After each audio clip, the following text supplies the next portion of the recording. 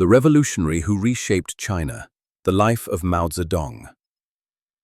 The mountain mists rolled across Shaoshan Valley on the morning of December 26, 1893, clinging to the rice paddies and mud brick houses as they had for centuries. In one such house, a woman's cries pierced the pre-dawn silence. Inside, Wen Qimei labored to bring her third child into the world, though only this one would survive past infancy. When the boy finally emerged, the family named him Zedong, which means to shine upon the east. They could not have known that this child, born to peasant prosperity in rural Hunan province, would reshape the most populous nation on earth, leading it through revolution and transformation, triumph and tragedy, in a life that would touch hundreds of millions and leave scars that would last generations.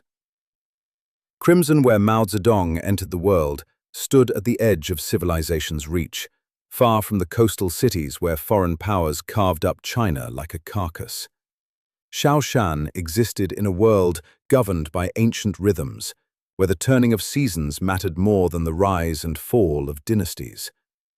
Yet even here, in these remote valleys, change whispered through the bamboo groves and along the narrow paths between villages.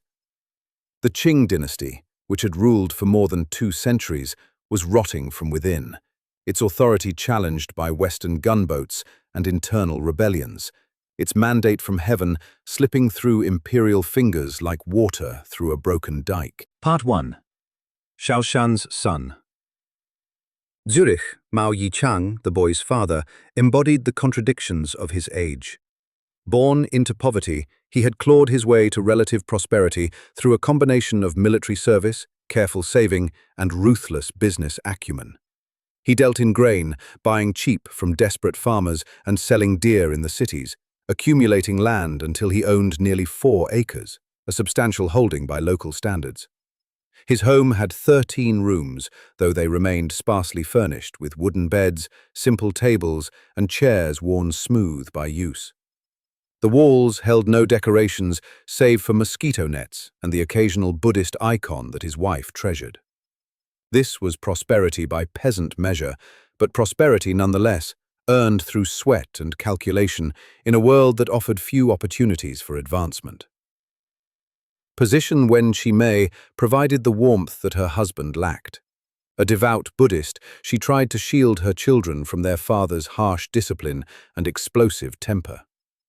In young Mao, she found a willing student of compassion, though one who would later abandon her faith while retaining something of her sympathy for the suffering. She had received no formal education and could not read or write, yet she possessed an emotional intelligence that would shape her son's early understanding of injustice and cruelty. From his 8th year, Mao attended the local primary school, where he learned by rote the Confucian classics that had formed the backbone of Chinese education for millennia.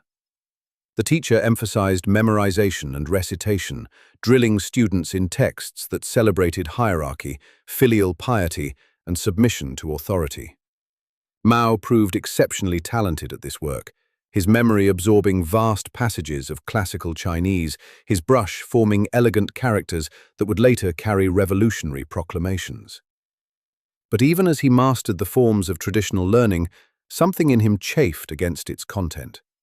He preferred the popular novels of rebellion and adventure, tales of the water margin bandits and the romance of 3 kingdoms, stories where heroes challenged corrupt authority and championed the oppressed. The boy's rebellious nature found its clearest expression in his relationship with his father. Mao Yichang viewed education as merely practical, a tool for keeping accounts and managing business affairs. He expected his son to work the fields, to learn the grain trade, to perpetuate the family's hard-won security. By the age of 10, Mao was laboring full-time on the farm, hauling heavy baskets of manure across the terraced fields, his hands blistering and his back aching under the subtropical sun. The diet reflected their status between want and plenty, eggs appearing once monthly, meat perhaps 3 or 4 times yearly, the rest filled with rice and vegetables grown on their own land. The conflicts between father and son grew bitter and sometimes violent. Mao Yichang had fought his way out of poverty and could not understand why his eldest son resisted the security he had built. He beat the boy for perceived wrongdoing, for laziness, for the crime of reading when he should have been working. These beatings left marks that went deeper than bruises, cultivating in young Mao both a hatred of arbitrary authority and a determination to escape through education. At 13, his father arranged a marriage to the daughter of another land-owning family, a girl named Luo Yisiu. Mao refused to acknowledge the union, never consummating the marriage, using it as another act of defiance against paternal control. The young woman died of dysentery at 20, their unconsummated marriage a symbol of Mao's early rejection of traditional constraints. Running away became his path to freedom. At 16, having stolen enough time from farm work to continue his studies, Mao left Shaoshan for a higher primary school in a neighboring county. There, in an environment less dominated by his father's shadow, he encountered ideas that would fundamentally reshape his understanding of the world. He read Zheng Guanying's Words of Warning to an Affluent Age, a book that lamented China's decline and argued for modernization along Western lines, for representative government and technological advancement. The words ignited something in him, a recognition that China's weakness stemmed not from inevitable fate, but from changeable conditions, from policies that could be altered and systems that could be overthrown. In 1911, at 17, Mao traveled to Changsha, the provincial capital, to continue his education. The city opened before him like a book written in a foreign language, its streets crowded with revolutionary fervor, its walls plastered with manifestos calling for the overthrow of the Qing dynasty. On October 10th, fighting erupted in Wuchang as revolutionaries moved against imperial authority. Within weeks, the rebellion spread to Changsha, and the teenage Mao found himself swept up in the moment's passion. He cut off his queue, that symbol of Manchu subjugation, and enlisted in the Revolutionary Army as a common soldier. His military service lasted 6 months, a period of relative inaction as the revolution consolidated gains across southern China. While his unit saw no combat, Mao witnessed the mechanics of organized force, the way power could flow from the barrel of a gun, a lesson he would later articulate with brutal clarity.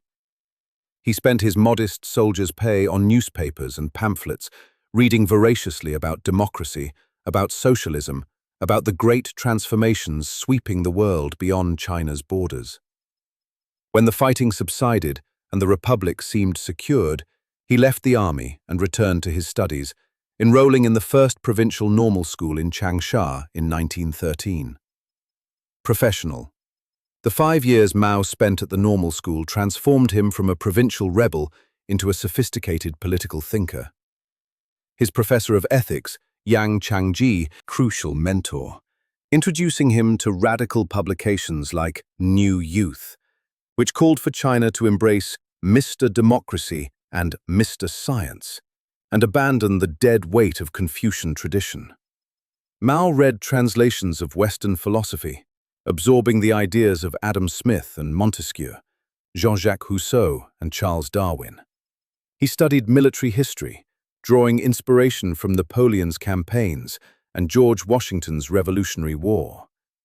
His classmates remembered him as serious and intense, a student who took ideas with the gravity of religious conviction. During these years, Mao also witnessed the harsh realities that ideology sought to address. In 1910, famine struck Changsha, and starving peasants rose in desperate protest, seizing grain from merchants and landlords. The government responded with overwhelming force, executing the protest leaders and scattering their followers.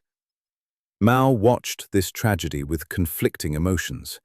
His own father had been a grain merchant, one of those whose hoarding contributed to the crisis. Yet Mao sympathized with the starving masses, recognizing the desperation that drove them to violence. The famine spread to Shaoshan, and peasants seized grain from his family's stores. Mao would later recall feeling that, while the theft was morally wrong, The deeper injustice lay in the system that created such desperation. Part 2. The making of a Marxist. In the spring of 1918, Mao Zedong graduated from the normal school and traveled north to Beijing, the ancient capital where centuries of imperial history pressed down on every stone. He arrived as an ambitious provincial, his Hunanese accent marking him as an outsider in the northern capital's sophisticated circles. Through his mentor, Yang Changji, who had taken a position at Peking University, Mao secured a menial post as an assistant in the university library. The position paid barely enough to survive, but it placed him at the epicenter of Chinese intellectual ferment. Segregation was directed by Li Dajiao, one of China's first Marxist intellectuals, a man whose passionate advocacy for the Russian Revolution electrified students and faculty alike. In the reading rooms where Mao worked, cataloging books and serving tea to professors, the greatest minds of the Chinese Renaissance debated the future of their nation.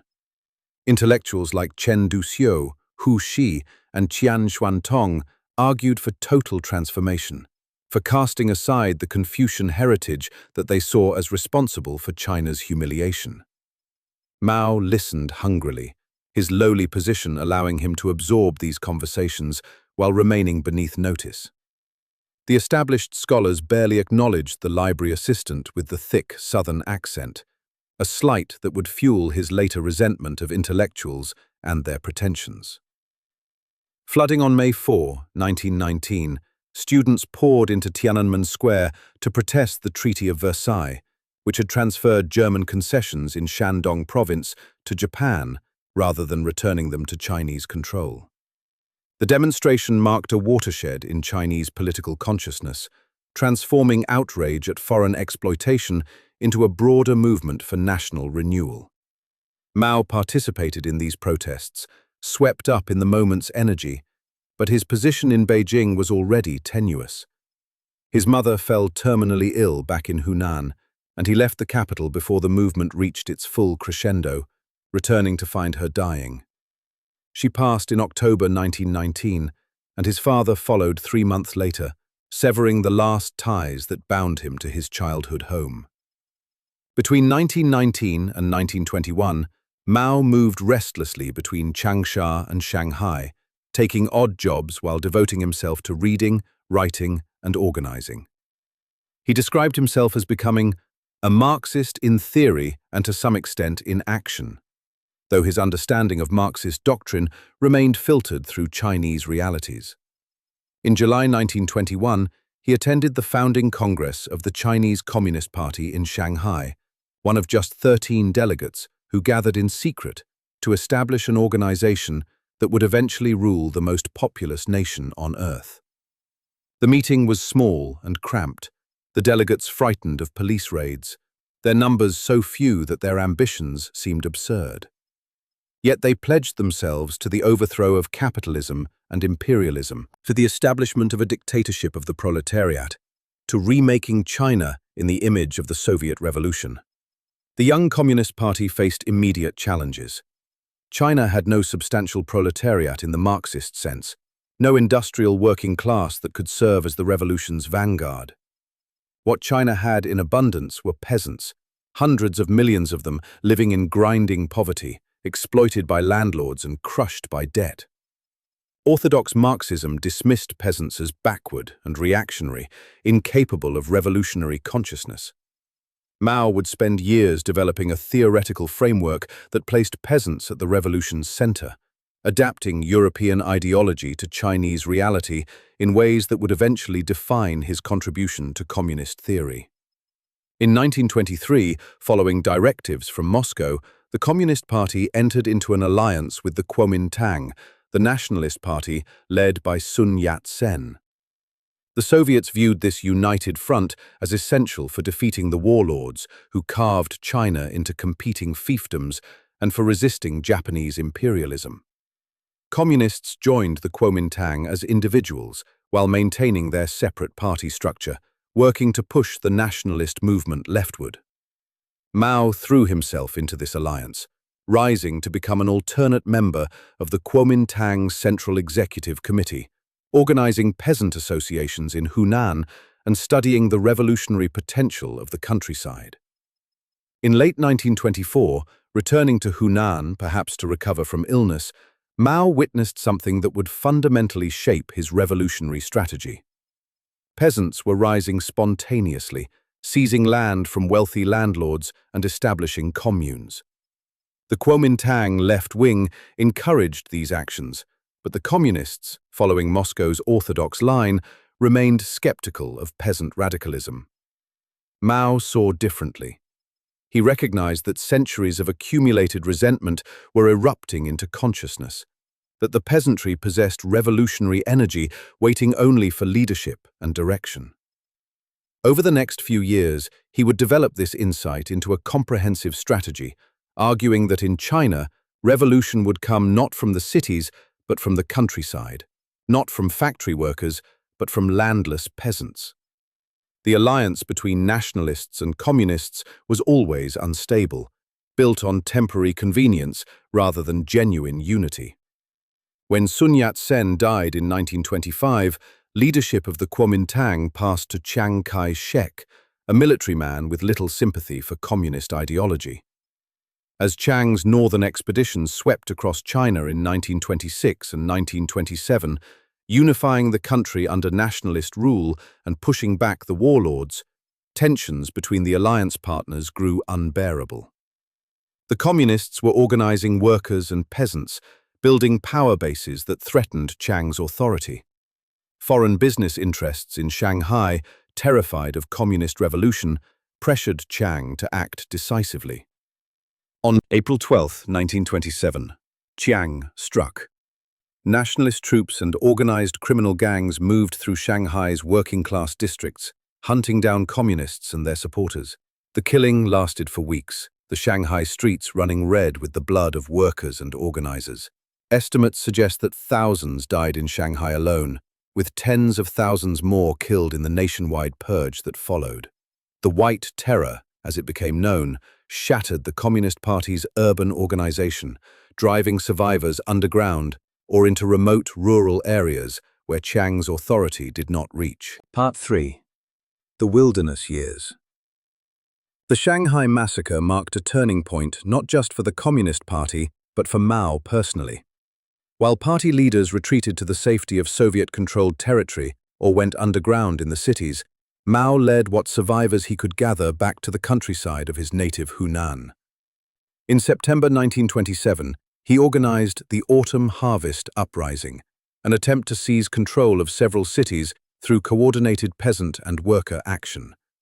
The uprising failed catastrophically, nationalist forces crushing the poorly armed insurgents with ease.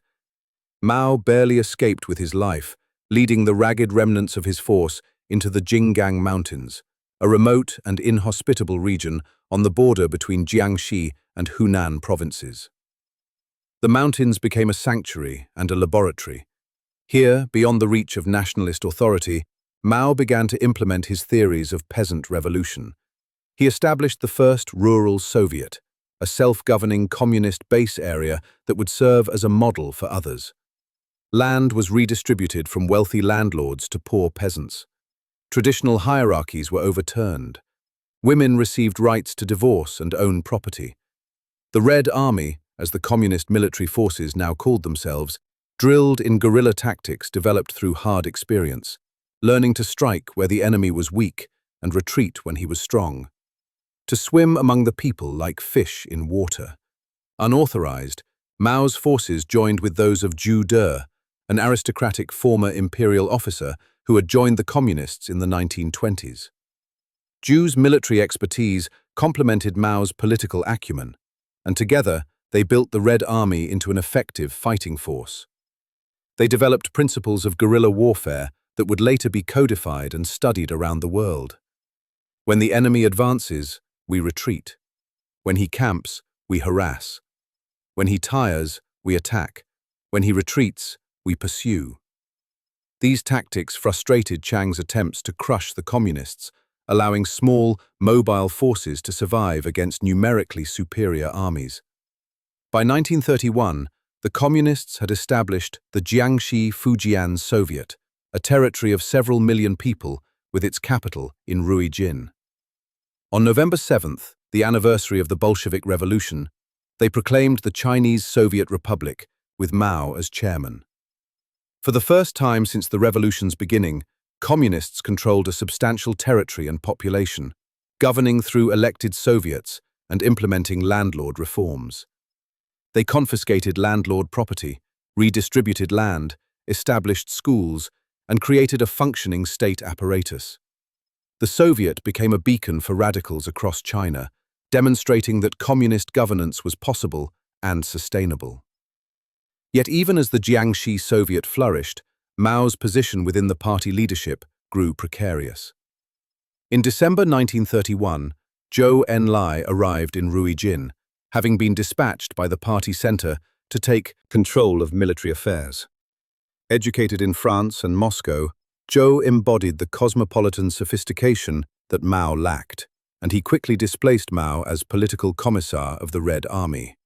At the Ningdu Conference in October 1932, party leaders openly criticized Mao's military tactics, his emphasis on guerrilla warfare over conventional positional defense. They demoted him to a figurehead role in the Soviet government, stripping him of military authority. The leadership that replaced Mao came from a group known as the 28 Bolsheviks, young men who had studied in Moscow and returned convinced of their superior understanding of Marxist-Leninist theory. Chief among them was Bo Gu, who arrived in Jiangxi in 1933, accompanied by Otto Braun, a German military advisor sent by the Comintern. These men reorganized the Red Army along Soviet lines, abandoning Mao's guerrilla tactics in favor of conventional warfare. They believed that the revolution's success depended on following the Soviet model precisely, that any deviation from orthodox Marxism-Leninism represented dangerous revisionism. Their confidence seemed justified at first. The Red Army successfully defeated 4 encirclement campaigns launched by Chiang Kai-shek, turning back nationalist forces through a combination of determination and tactical skill. But Chiang learned from each failure, refining his strategy with advice from German military advisors, including General Hans von Seeckt, who had helped rebuild the German army after World War I. In September 1933, Chiang launched his 5th encirclement campaign with overwhelming force, deploying 700,000 troops and implementing a strategy of slow strangulation. Rather than pursuing the communists into difficult terrain, Chiang built a network of concrete blockhouses that gradually constricted the Soviets' territory, cutting off supply lines and isolating communist base areas. Confiscated by the middle of 1934, the situation had become desperate. The Red Army's adoption of positional warfare played directly into nationalist strengths, leading to heavy casualties and no strategic gains. Food grew scarce as nationalist forces prevented farmers from bringing supplies into the Soviet. The communist leadership faced an impossible choice between certain destruction if they stayed and enormous risk if they attempted to break out. In July 1934, they decided to abandon Jiangxi and move the Soviet to a safer location, though where that location might be remained uncertain. They began planning an evacuation, though they called it a strategic redeployment, maintaining the fiction that they were advancing rather than retreating in defeat. Part 4. The Long March. On October 16, 1934, at 5 in the afternoon, the main body of the Red Army began its breakout from Jiangxi.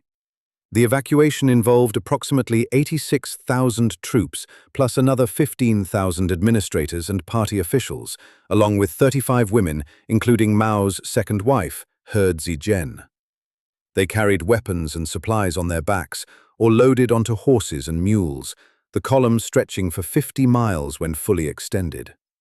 Those too sick or wounded to march stayed behind to continue resistance and cover the retreat, most knowing they would not survive. Among those who remained was Mao's youngest brother, Mao Zedong, who was captured and executed after the fall of Ruijin in November 1934. Verifica of the march proceeded more smoothly than anyone had expected.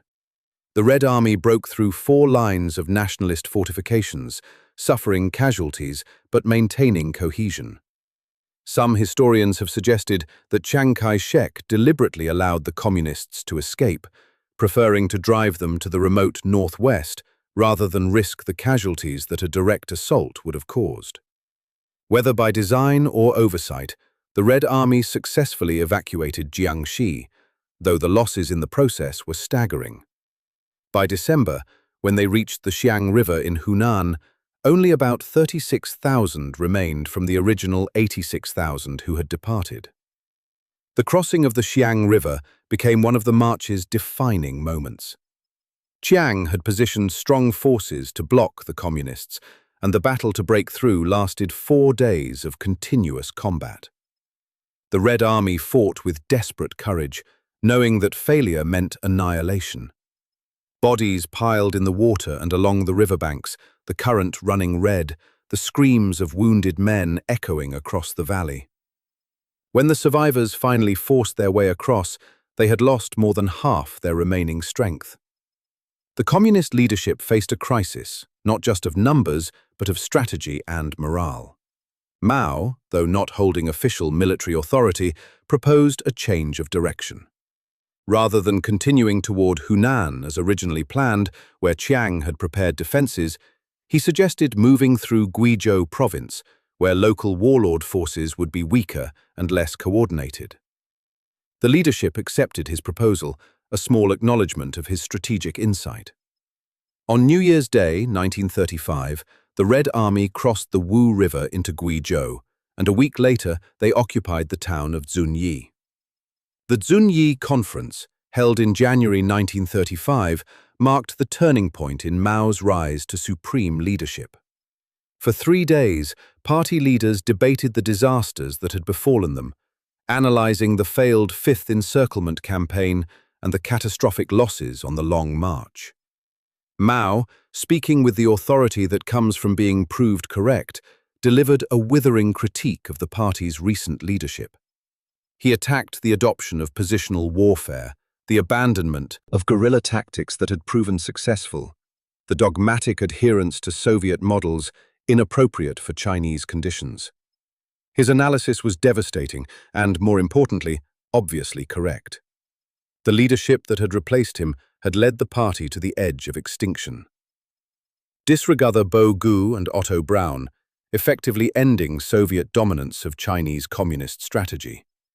While Zhou Enlai retained nominal military authority, Mao emerged as the party's de facto leader, his strategic vision now accepted as the correct path forward.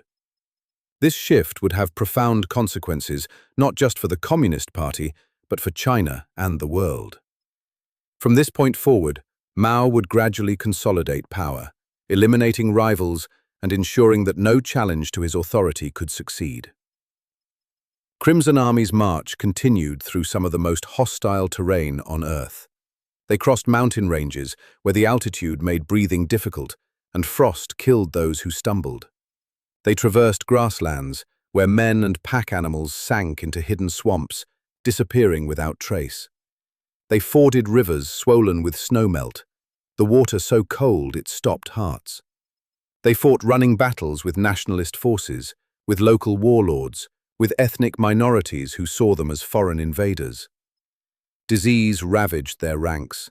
Starvation claimed thousands more. Some estimates suggest that of the nearly 100,000 who began the march, fewer than 8,000 survived to reach Shaanxi province in October 1935. The crossing at Luding Bridge entered communist mythology as one of the Long March's most heroic moments. The bridge spanned a deep gorge of the Dadu River, its wooden planks removed by defending forces, only the iron chains remaining. 22 Red Army volunteers crawled across the chains under heavy fire, their bodies swaying above the churning water hundreds of feet below, each man knowing that a single bullet or a moment's weakness would send him plummeting to his death. Somehow, impossibly, they reached the far side and overwhelmed the defenders, allowing the rest of the army to cross. Whether the story happened exactly as later told, or was embellished for propaganda purposes, it captured something essential about the Long March's spirit, the willingness to attempt the impossible, because surrender meant certain death. In October 1935, what remained of the First Front Army finally reached the communist base areas in northern Shaanxi. They had marched more than 6,000 miles over 368 days, crossing 18 mountain ranges and 24 rivers, fighting through hostile territory and impossible conditions. The Long March transformed a regional peasant army into a national revolutionary force, hardening survivors into a core of dedicated revolutionaries who would lead China for the next 40 years. More importantly for Mao personally, it established his unquestioned leadership of the Communist Party, a position he would maintain until his death decades later. Part 5. War and Victory. The town of Yan'an, nestled in the Loess Hills of northern Shaanxi, became the Communists' new capital. Here, in caves carved from the soft yellow earth, the party rebuilt its shattered organization. The base area was remote and poor, the soil thin and prone to erosion, the peasants living at the edge of subsistence. But Yan'an offered something invaluable: distance from nationalist power. Chan's armies struggled to operate effectively in the isolated northwest, allowing the communists breathing space to recover and consolidate. The arrival of additional Red Army units over the following months swelled communist strength to about 30,000 troops by late 1936. It was a fraction of what they had commanded in Jiangxi, but these were veterans tempered by the Long March, men who had proven their dedication through survival. Mao established his headquarters in a cave compound, simple quarters that would house him through the war years, a symbol of revolutionary austerity that contrasted sharply with Chiang's palatial accommodations in Nanjing. On December 12, 1936, an extraordinary event fundamentally altered Chinese politics. Chiang Kai-shek, visiting the city of Xi'an to coordinate the final destruction of the communist base areas, was kidnapped by two of his own generals, who believed he should stop fighting communists and instead resist Japanese aggression.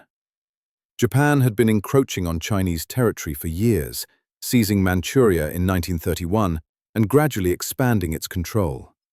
Many Chinese, including officers in Chiang's own army, viewed Japanese imperialism as a greater threat than domestic communism.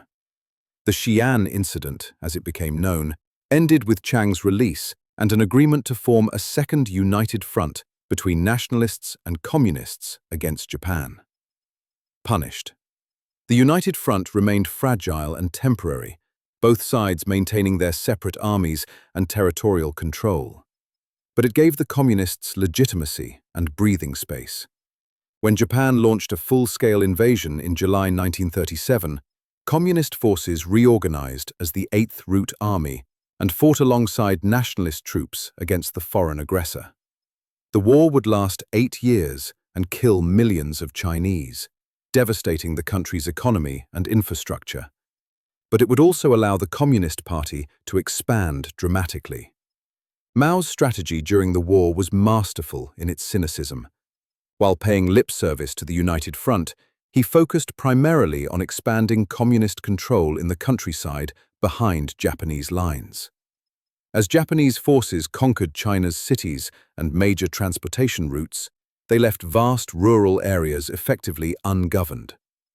Communist organizers moved into these power vacuums, establishing base areas, recruiting peasants, and building parallel government structures.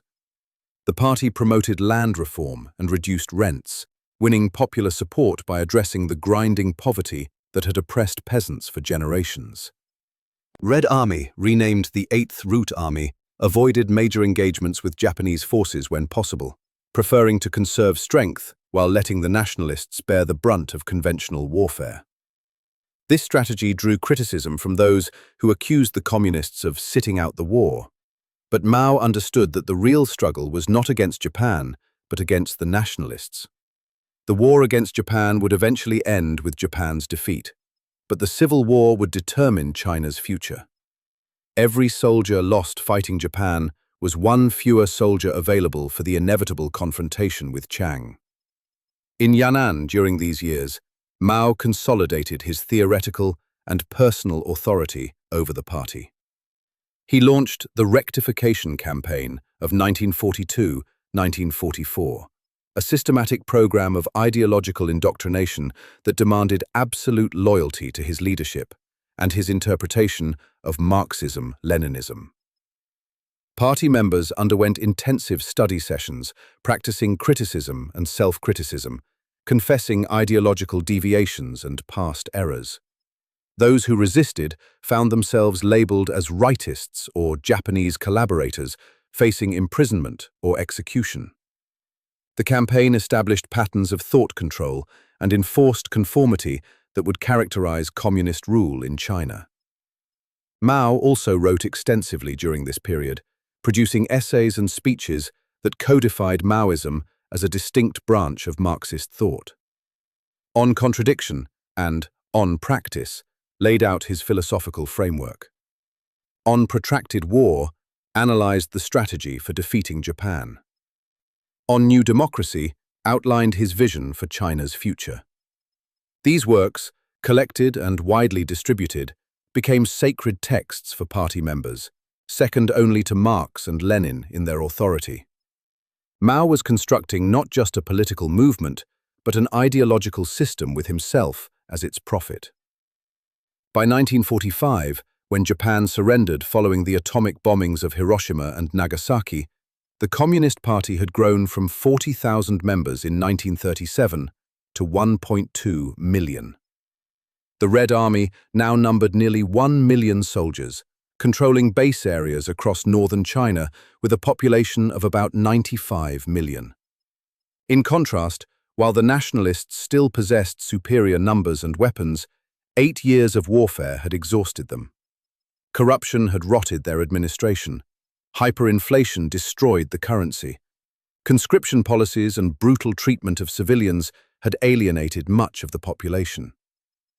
The civil war resumed within months of Japan's surrender, both sides racing to occupy territory abandoned by Japanese forces. The United States backed Chiang with money and weapons, recognizing the nationalist government as China's legitimate authority. The Soviet Union, though more cautiously, supported the communists, particularly in Manchuria, where Soviet forces had driven out the Japanese and turned over vast stocks of captured weapons to the Red Army. Through 1946 and 1947, the advantage seemed to lie with the nationalists, whose better-equipped forces captured communist territory and drove the Red Army back. But 1948 brought a dramatic reversal. Communist forces, reorganized as the People's Liberation Army, launched massive offensives in Manchuria and northern China. Nationalist armies, overextended and demoralized, began to collapse.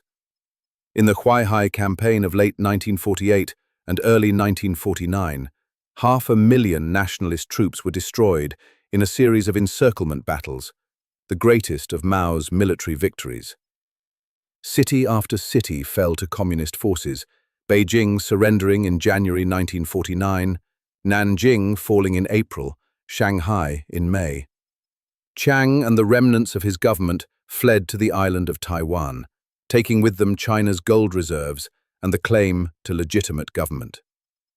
On October 1, 1949, Mao Zedong stood atop Tiananmen Gate in the heart of Beijing and proclaimed the founding of the People's Republic of China. A crowd of several 100,000 filled the square below, cheering and waving red flags as the 5-starred red flag rose above the ancient gate. The ceremony was carefully orchestrated, mixing communist symbolism with Chinese imperial tradition, positioning Mao not just as party chairman, but as the founder of a new dynasty. In his speech, delivered in his thick Hunanese accent, Mao declared that the Chinese people had stood up, that the century of humiliation by foreign powers had ended, that China would never again be subjugated or exploited. The proclamation marked the culmination of 28 years of struggle, of long marches and pitched battles, of purges and ideological campaigns, of millions dead in war and famine. Mao had led his party from near extinction in the caves of Yan'an to control of the world's most populous nation. At 55 years old, he had achieved power on a scale that only a handful of human beings in history had ever wielded. What he would do with that power, how he would use it to reshape China, and what cost that reshaping would exact, would define the next 27 years and shape the world we inhabit today. Part 6. Building the New China. Bachelor. The new government that took shape in Beijing faced challenges of staggering magnitude. 8 years of war against Japan, followed by 4 years of civil war, had devastated China's economy and infrastructure. Railways lay in ruins, factories stood idle or destroyed. Hyperinflation had made currency worthless. Millions of refugees crowded into cities with no housing and no food. Opium addiction remained epidemic. Prostitution and organized crime controlled entire urban districts. The country's literacy rate hovered around 20%. Life expectancy barely reached 40 years. For all of Mao's talk of standing up, China remained desperately poor and weak, its sovereignty incomplete, its future uncertain. The Communist Party moved quickly to consolidate control and begin reconstruction. Land reform, already implemented in communist base areas during the war, spread across the entire country. Teams of party cadres moved through rural areas, organizing peasant associations to identify landlords and redistribute their property. The process was often violent. Landlords were paraded before mass meetings, denounced for decades of exploitation, beaten and sometimes executed. Estimates suggest that between 1 and 2 million landlords and wealthy peasants died during land reform, though the actual number remains contested. The party justified this violence as necessary revolutionary justice, the settling of accounts accumulated over centuries of oppression. Phoenix, for landless peasants, land reform represented a transformation almost beyond belief. Families that had worked others' land for generations suddenly possessed their own plots. The party distributed not just fields, but also farm implements, draft animals, and housing confiscated from landlords. The psychological impact was as important as the material benefit. Peasants who had bowed and scraped before wealthy families now watched those families humiliated and destroyed. The social revolution was as profound as the economic one, overturning hierarchies that had seemed as permanent as the mountains. In cities, the government moved against foreign businesses and capitalists, gradually nationalizing industries and bringing economic activity under state control. The party maintained a temporary alliance with the national bourgeoisie, businessmen and industrialists who had supported the revolution against foreign imperialism and feudal reaction. But this alliance would not last. Eventually, all private enterprise would be eliminated, all economic decisions subordinated to state planning, all aspects of life brought under party control. For now, though, pragmatism dictated cooperation with anyone who could help rebuild the shattered economy. In October 1950, barely a year after taking power, Mao made the momentous decision to intervene in the Korean War. When North Korean forces, backed by the Soviet Union, invaded South Korea in June 1950, American forces under United Nations Command pushed them back, advancing toward the Chinese border. Mao viewed this as an intolerable threat, a potential staging ground for American invasion of China. Against the advice of many party leaders, he sent hundreds of thousands of Chinese volunteers into Korea, where they fought American forces to a stalemate. The war cost China perhaps 400,000 dead and enormous economic resources, but it demonstrated that the new China would not be pushed around, that it could stand against the world's greatest military power and fight it to a draw. The early 1950s brought genuine achievements. The government stabilized the currency and brought inflation under control. Agricultural production recovered. The first 5-year plan, launched in 1953 and modeled on Soviet experience, focused on heavy industry, building factories and infrastructure with Soviet technical assistance. Literacy campaigns taught millions to read. Public health initiatives combated epidemic diseases. Foot binding, that cruel symbol of female oppression, was banned. Women received legal equality, including rights to divorce and own property. The marriage law of 1950 outlawed arranged marriages and concubinage, granting women autonomy in choosing their partners. Yet even as China rebuilt, Mao grew increasingly impatient with the pace of change. The first five-year plan followed the Soviet model of gradual development, but Mao wanted rapid transformation, a great leap that would catapult China into modernity within years rather than decades. He also grew suspicious of intellectuals and experts, seeing their caution and technocratic approach as obstacles to revolutionary will. In 1956, the Hungarian uprising, brutally crushed by Soviet tanks, suggested that Eastern European communist parties faced serious domestic opposition. Mao decided to invite criticism, to let dissent surface where it could be identified and controlled. Magnesium. In 1957, Mao launched the 100 Flowers campaign, inviting intellectuals to offer criticisms and suggestions for improving party governance. "Let 100 flowers bloom," he declared. "Let 100 schools of thought contend." Initially, intellectuals remained cautious, remembering past campaigns against thought deviation. But as the party continued to encourage criticism, the floodgates opened. Intellectuals attacked party cadres for incompetence and corruption. They questioned whether the party should hold absolute power. They suggested that China might learn from Western democratic systems. The volume and severity of criticism shocked the party leadership. Whether Mao had genuinely invited criticism or had laid a trap from the beginning remains debated. Either way, the result was devastating for China's intellectuals. In June 1957, the 100 Flowers campaign abruptly ended, replaced by the anti-rightist campaign.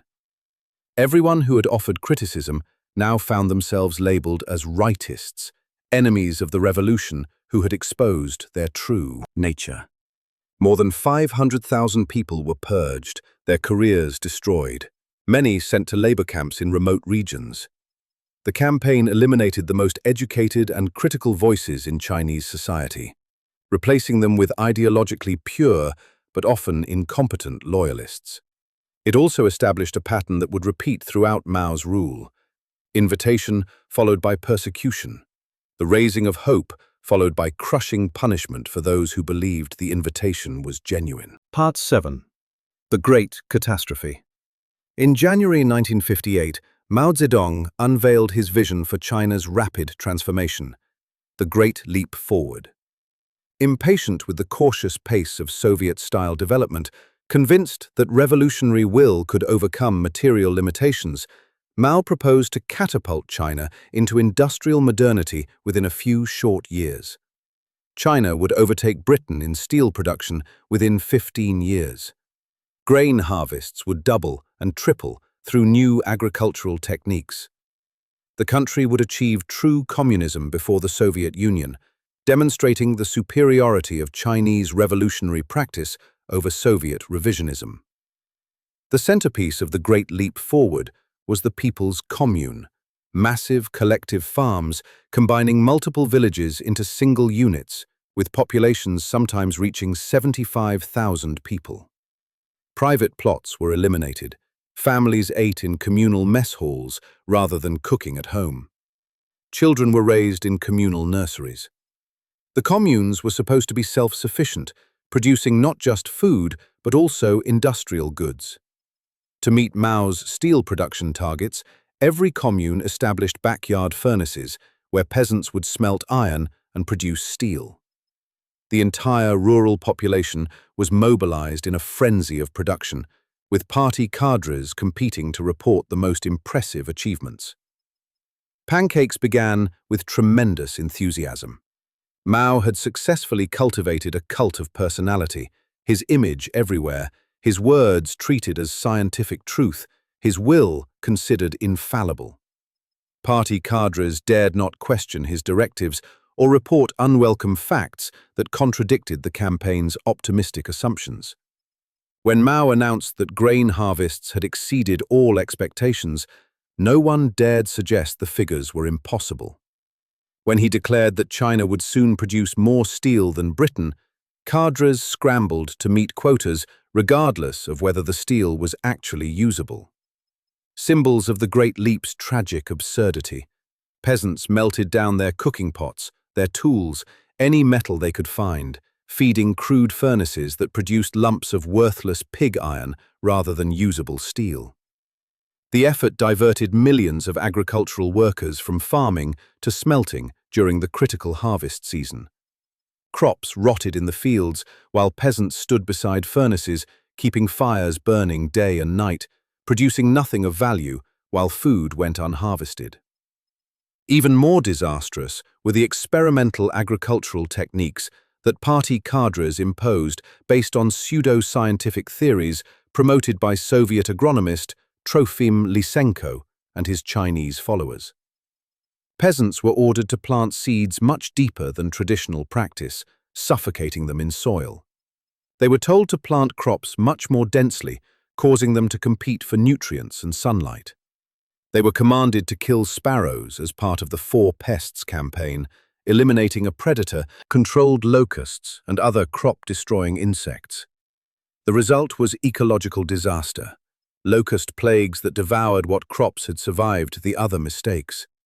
The false reporting created a catastrophic feedback loop. Local cadres, terrified of being labeled rightists or counter-revolutionaries, reported grain harvests far exceeding actual production. Higher officials, believing these reports or afraid to question them, set grain requisition quotas based on the inflated figures. When state agents came to collect grain, they took everything, insisting that peasants were hiding surpluses even when people were already starving.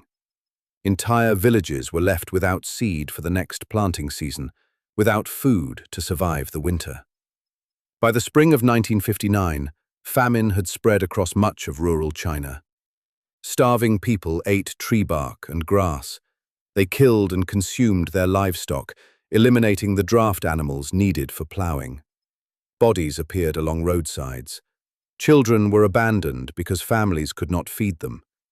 In the most horrific cases, cannibalism emerged, parents trading children with neighbors because they could not bring themselves to eat their own offspring.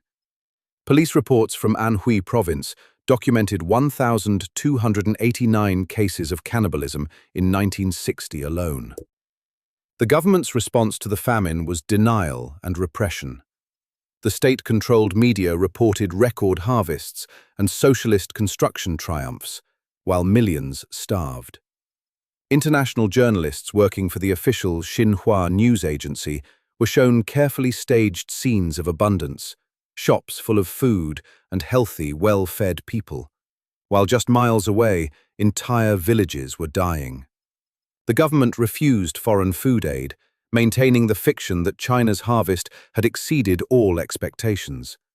To accept aid would be to admit failure, to acknowledge that Mao's great leap forward had become a great leap into catastrophe.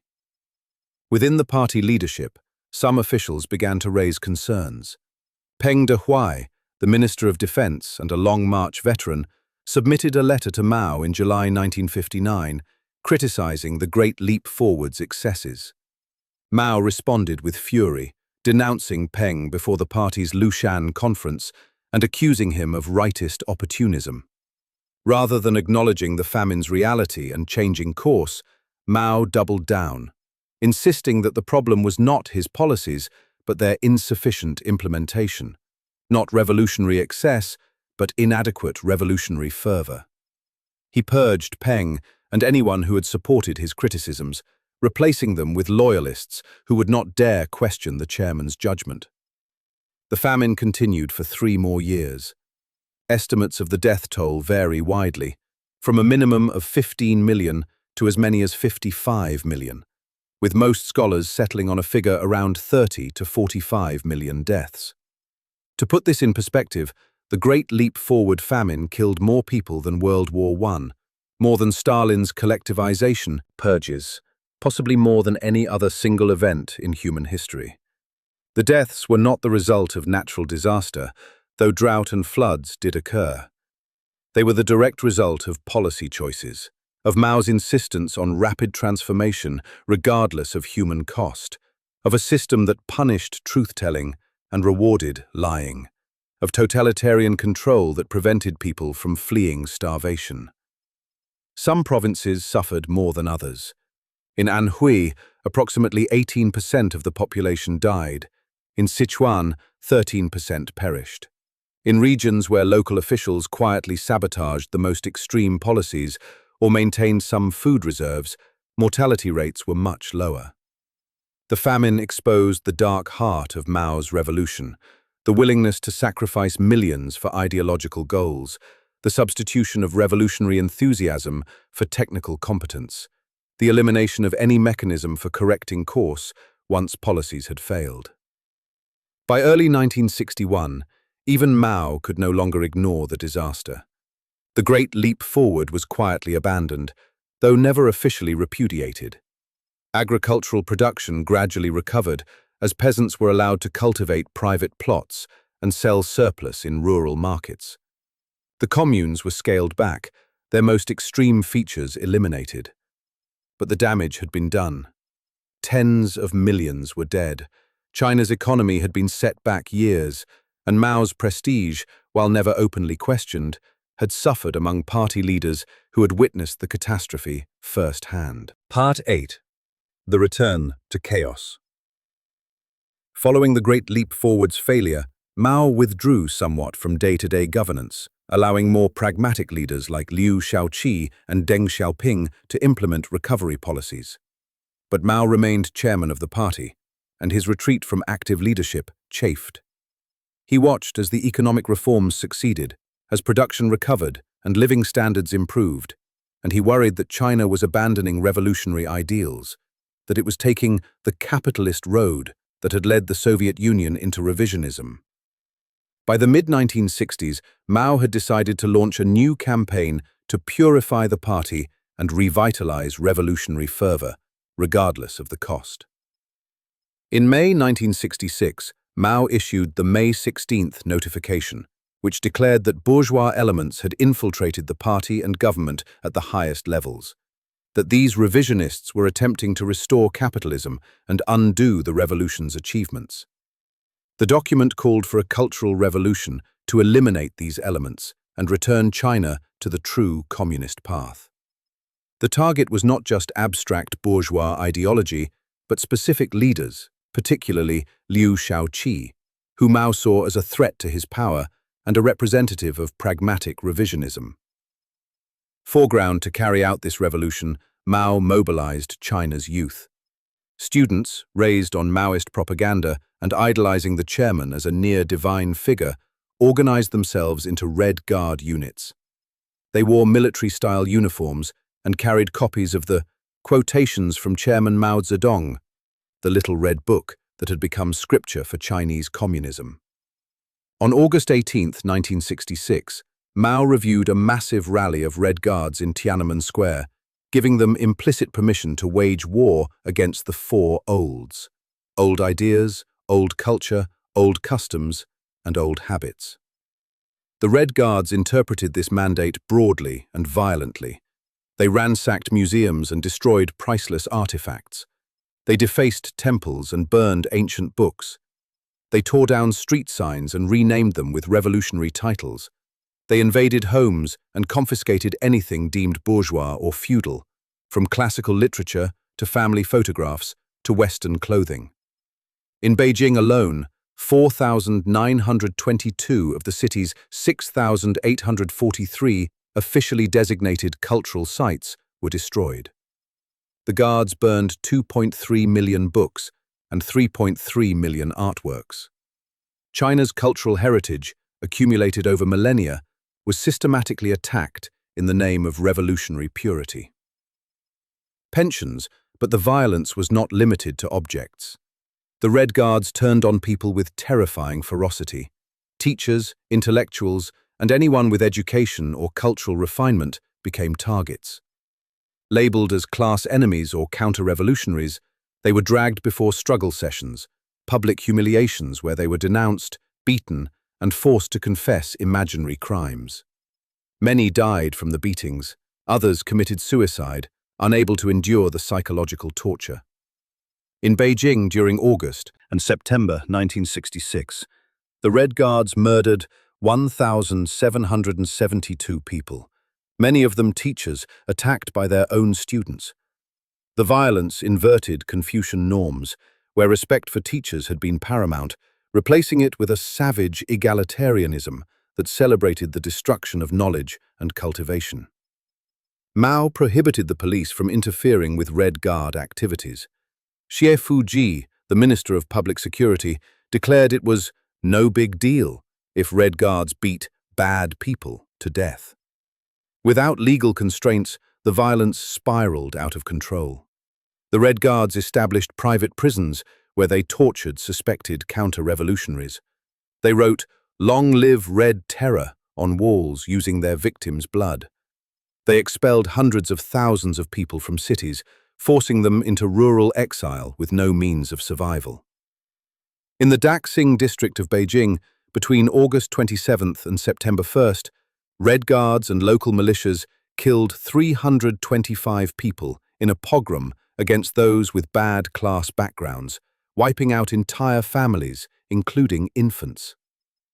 The Cultural Revolution quickly spread beyond attacks on culture to factional warfare within the party itself. Mao's directive to bombard the headquarters encouraged Red Guards to attack party and government officials, exposing them as hidden capitalist raiders. Liu Shaoqi, the president of the People's Republic, became a primary target. Red Guards surrounded his home, paraded him before denunciation sessions, beat him savagely, and eventually imprisoned him under conditions of deliberate cruelty. Denied medical treatment while suffering from diabetes and pneumonia, Liu died in November 1969, his body covered in sores and too weak to swallow. His treatment exemplified the Cultural Revolution's cruelty toward those who had devoted their lives to the revolution but were now deemed insufficiently pure. By 1967, China had descended into chaos. Different Red Guard factions fought each other, each claiming to represent true Maoism. Workers joined the violence, settling old scores against factory managers. The PLA was eventually called in to restore order, but even the military split into competing factions. The industrial production that had recovered after the Great Leap Forward collapsed again. Schools and universities closed, abandoning an entire generation's education. Scientists and engineers were sent to the countryside for re-education through labor. The country's most talented people were forced to dig ditches and clean latrines while being subjected to constant political indoctrination. The Cultural Revolution's death toll remains disputed, with estimates ranging from hundreds of thousands to millions. An estimate of 400,000 deaths represents a widely accepted minimum figure, though some scholars argue for much higher numbers.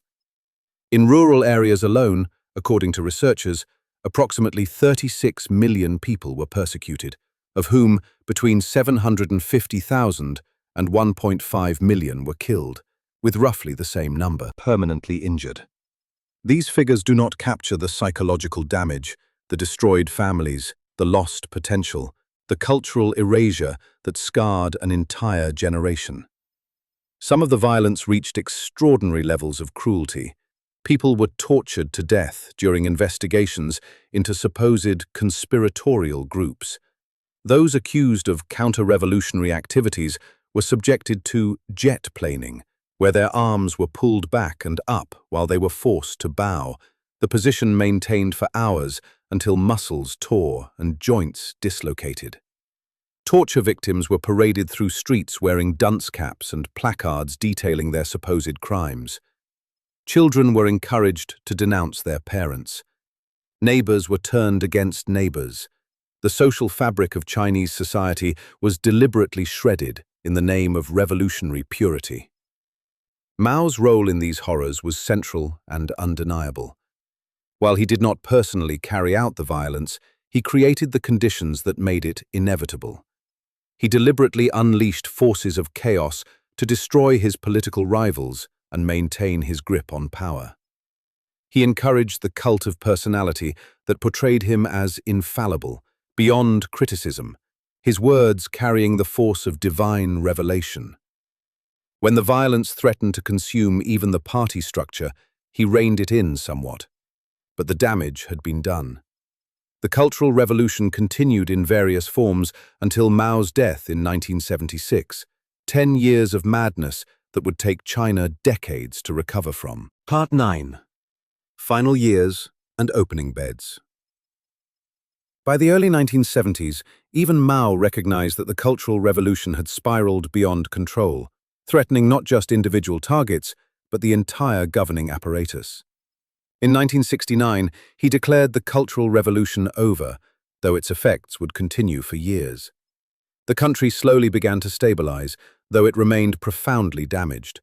Schools gradually reopened, factories resumed production, and some semblance of normal life returned. But China had fallen behind during the chaos, its economy stagnant, its population traumatized, its international standing diminished. In 1971, Lin Biao, who had been designated as Mao's successor and had led much of the Cultural Revolution, allegedly attempted a coup when Mao turned against him. According to the official account, Lin and his family fled toward the Soviet Union, but died when their plane crashed in Mongolia. Whether the story is true or fabricated remains uncertain, but Lin's fall marked another turning point. With his chosen successor dead and disgraced, Mao had no clear succession plan, creating uncertainty about China's future. The most significant development of Mao's final years was the opening to the United States. Throughout the 1960s, China had been internationally isolated, at odds with both the Soviet Union and the Western powers. The Sino-Soviet split, which had developed over ideological differences and territorial disputes, left China without a major ally. But by the early 1970s, both China and the United States saw strategic advantages in improving relations. For China, American rapprochement offered a counterweight to Soviet pressure. For the United States, China could help extricate America from Vietnam and could be used to pressure the Soviets. In February 1972, President Richard Nixon visited Beijing in one of the 20th century's most consequential diplomatic events. Nixon and Mao met for more than an hour, though by this point, Mao's health was deteriorating and his speech was difficult to understand. The meeting was more symbolic than substantive, but it represented a fundamental shift in global politics. The visit eventually led to normalized diplomatic relations, to American investment in China, and to China's integration into the global economy. It was perhaps Mao's last great achievement, positioning China for the economic transformation that would follow his death. But even as China opened to the world, Mao's health declined rapidly. He suffered from Parkinson's disease, which progressively robbed him of motor control. He struggled to walk, his gait uncertain. His speech became slurred and difficult to comprehend. He could breathe only when lying on his side, surrounded by medical personnel. The man who had once swum in the Yangtze River to demonstrate his vitality now could barely move without assistance. His mind remained sharp at times, but more often he seemed distant, withdrawn into whatever thoughts occupied his final years. Factional struggles intensified as death approached. The Gang of Four, a radical faction led by Mao's wife Jiang Qing, sought to preserve the Cultural Revolution's legacy and position themselves for power. More moderate leaders, including Premier Zhou Enlai and the recently rehabilitated Deng Xiaoping, pushed for pragmatic policies and economic development. Mao, too weak to maintain firm control, watched these struggles unfold, occasionally intervening, but increasingly unable to impose his will. On September 9, 1976, at 12:10 in the morning, Mao Zedong died at the age of 82. The official cause was listed as a heart attack, though he had been suffering from multiple ailments, including ALS and Parkinson's. The announcement of his death was delayed for hours, while the leadership arranged the carefully choreographed response. When the news finally broke, the reaction across China was complex. Many genuinely mourned, having known no other leader, having been raised to revere the chairman as the architect of new China. Others felt relief that the chaotic era might finally end. Still others felt only numbness, too exhausted by decades of political campaigns to feel much of anything. Part 10. The Reckoning. The struggle for succession began immediately.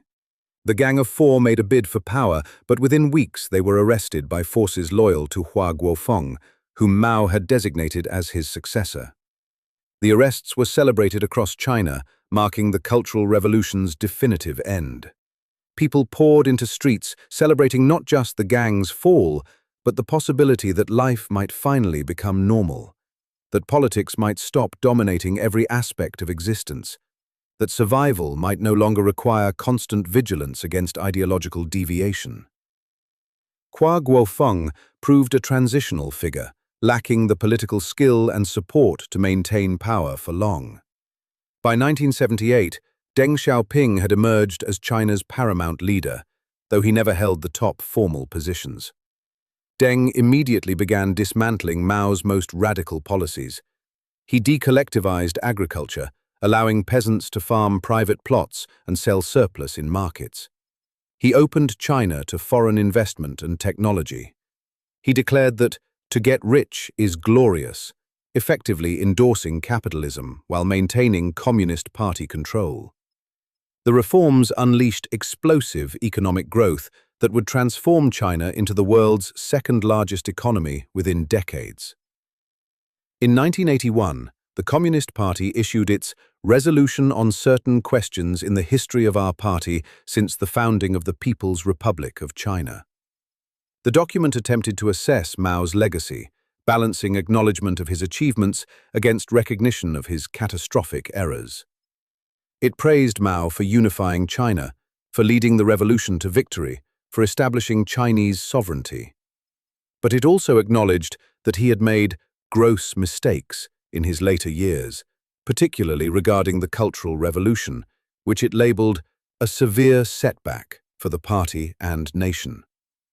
The resolution declared that Mao's contributions outweighed his errors, that he was 70% good, 30% bad, a formulation designed to preserve his legitimacy as founder while allowing the party to repudiate his most disastrous policies. This official assessment reflected the party's dilemma. To completely repudiate Mao would be to question the party's own legitimacy, since he had been its leader for 40 years and remained the revolution's symbol. But to defend all his actions would be impossible, given the mountains of dead, the decades of suffering, the obvious policy failures. The compromise position acknowledged mistakes while maintaining Mao's essential greatness, a historical sleight of hand that satisfied neither his most ardent defenders nor his harshest critics. Outside China, assessments have been less constrained by political necessity. Historians debate Mao's legacy, but few dispute the fundamental facts. His policies resulted in the deaths of tens of millions of people. The Great Leap Forward caused history's deadliest famine, killing an estimated 30 to 45 million through starvation and related causes.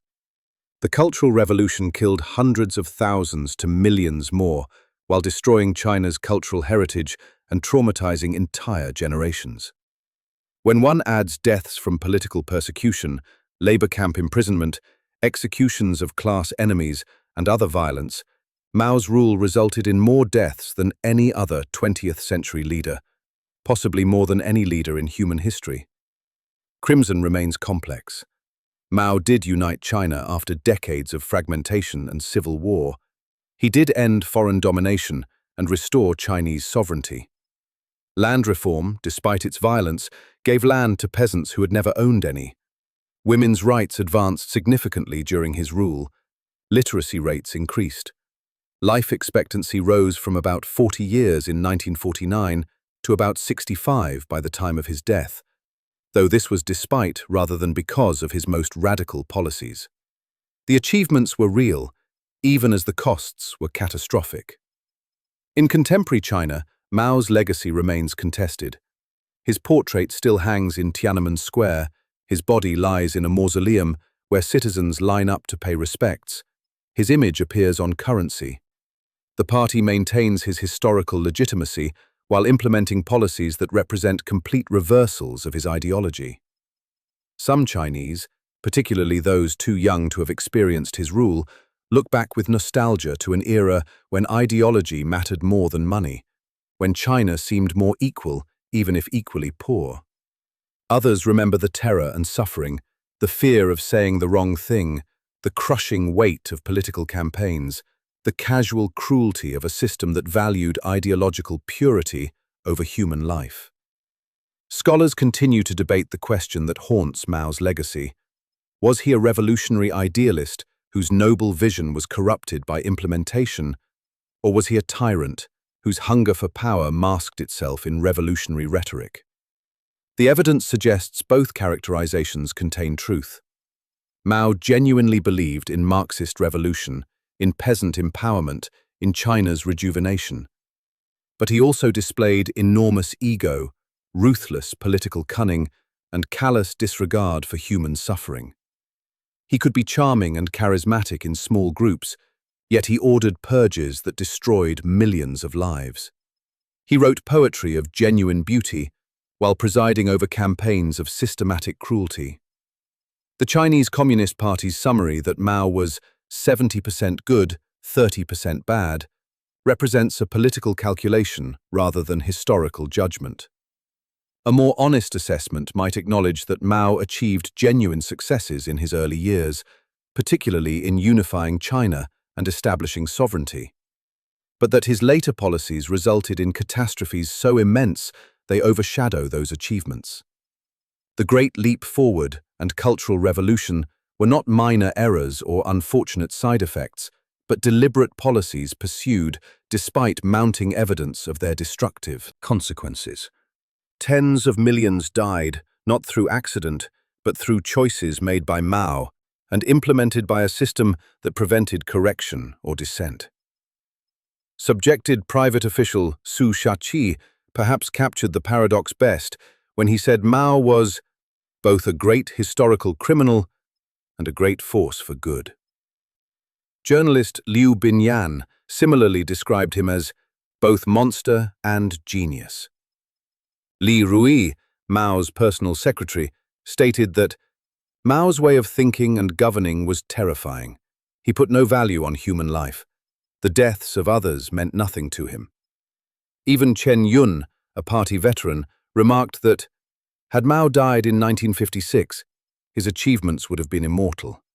Had he died in 1966, he would still have been a great man, but flawed. But he died in 1976. Alas, what can one say? Ping beyond China's borders, Mao's influence extended through the developing world, where Maoist movements fought guerrilla wars in Peru, Nepal, the Philippines, and elsewhere. His writings on guerrilla warfare and peasant revolution influenced liberation movements across Asia, Africa, and Latin America. Western intellectuals, particularly during the 1960s, embraced Maoism as a more authentic alternative to Soviet bureaucracy, though most had little understanding of the reality behind the revolutionary rhetoric. The Little Red Book became an icon of global radicalism, its simplistic aphorisms quoted by revolutionaries who knew nothing of the famine and terror they romanticized. Mao's legacy to China and the world remains deeply ambiguous. He unified China and expelled foreign powers, achievements of genuine historical significance. But the methods he used and the policies he implemented resulted in suffering on an almost incomprehensible scale. He sought to transform human nature itself through force of will, to create a new socialist man through ideological purification.